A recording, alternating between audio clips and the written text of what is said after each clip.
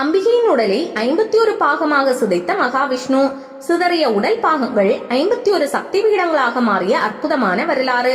பிரம்மபுத்திரரான தட்சன் 1000 ஆண்டுகள் கடும் தவம் புரிந்து சர்வேஸ்வரனான சிவபெருமானிடம் பிரஜாபதி பட்டத்துடன் 7 உலகங்களை ஆளும் வல்லமையையும் வரமாக பெற்றான்.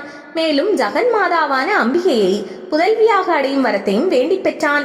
எண்ணற்ற ஆண்டுகள் அனைத்து உலகங்களையும் ஆட்சி செலுத்திய மமதையால் அகங்காரம் மேலிட தானே ஈஸ்வரன் என்று எண்ண துவங்கினான். தர்ம நெறிகளில் இருந்து முற்றிலும் விலகி செயல்படவும் துவங்கினான். சில தொடர் நிகழ்வுகளால் வரமளித்த இறைவனிடமே குரோதம் கொண்டு சிவபெருமானை அவமதிக்கும் பொருட்டு ஒரு யாகமும் தொடங்கினான். ஹரித்வாரில் அமைந்துள்ள கனகல் என்னும் தலத்தில் யாகம் தொடங்கப்பட்டது. அன்னை சதிதேவி தட்சனுக்கு அறிவு புகட்ட எண்ணி யாகசாலையில் தோன்றியருள தட்சனோ தேவியை அவமதித்ததோடு நில்லாமல் ஈசனையும் நிந்தித்து பேசினான். சிவ நிந்தனை பொறுக்காத அன்னை ஹோமகுண்டத்தில் யோகத்தியினால் உடலை மாய்த்து கொண்டார். இந்நிகழ்வுக்கு பின் சிவபெருமானின் கோபத்தால் தட்சனும் அவன் யாகசாலையும் சர்வநாசத்துக்குள்ளானதை சிவபுராணம் வரிக்கிறது.